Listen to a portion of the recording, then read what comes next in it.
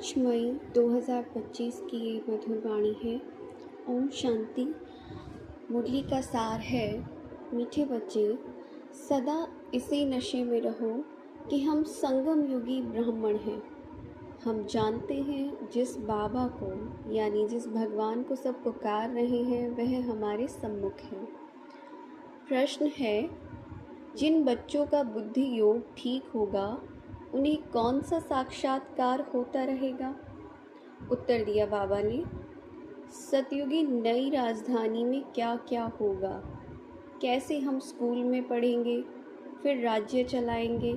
यह सब साक्षात्कार जैसे जैसे नज़दीक आते जाएंगे होता रहेगा, परंतु होगा किनको?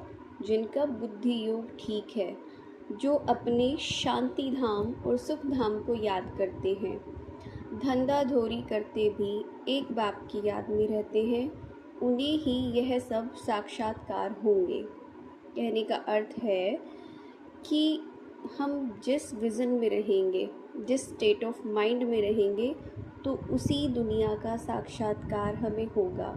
फॉर एग्ज़ाम्पल, अगर हम दुख के बारे में सोच रहे हैं या अपनी किसी पास्ट मेमोरी के बारे में सोच रहे हैं, तो हम जाहिर सी बात है अपने पास्ट के सीन देख रहे हैं अपनी मेमोरी में, अपने माइंड में।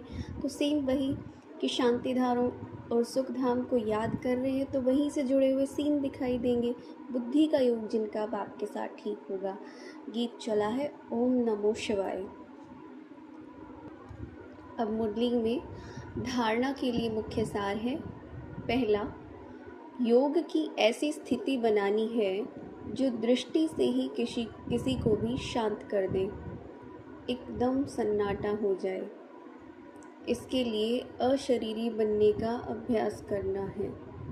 दूसरा, ज्ञान के सच्चे नशे में रहने के लिए याद रहे कि हम संगम युगी है।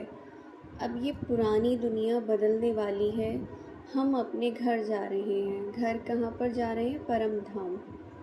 श्रीमत पर सदा चलते रहना है, चूँ चाँ नहीं करनी है, मतलब ज़्यादा और सब बातों में नहीं जाना है।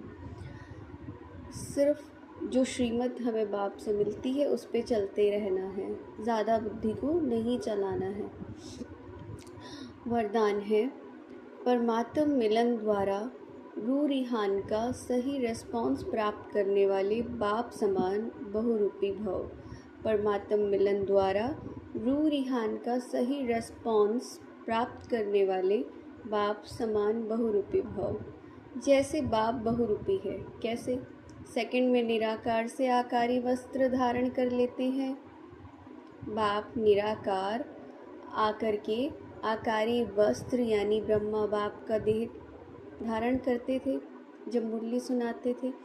ऐसे आप भी इस मिट्टी की ड्रेस को छोड़कर, मतलब इस देह को छोड़कर आकारी फरिश्ता ड्रेस यानी आपके लाइट का शरीर, चमकीली ड्रेस पहन लो तो सहज मिलन भी होगा और रूह रिहान का क्लियर रिस्पॉन्स समझ में आ जाएगा, क्योंकि यह ड्रेस पुरानी दुनिया की वृत्ति और वाइब्रेशन से, माया के वाटर व फायर से प्रूफ है। इसमें माया इंटरफेयर नहीं कर सकती। कहने का अर्थ ये है कि जिससे तुम बात करने जा रहे हो, इतनी हायर अथॉरिटी, परमात्मा, सर्वशक्तिमान, अगर उससे हमें बात करनी है तो उसके लेवल पर जाकर हमें बात करनी होगी। ये जो हमारा शरीर रूपी जो ये वस्त्र है, ये अलग अलग चीज़ों से प्रभावित है, पुरानी दुनिया के वाइब्रेशन से, वृत्ति से, है ना। और माया के जो विकार है, माया का वही ना कि वाटर या फायर। कहने का अर्थ ये है कि इस प्रकृति की तमो प्रधानता और माया, ये जो पांचों विकार है, इन सब से प्रभावित है ये देह कहीं ना कहीं, किसी न किसी रूप में। तो सबसे पहले आपको उस बॉडी में आना पड़ेगा कि आकारी लाइट के फरिश्ते स्वरूप में।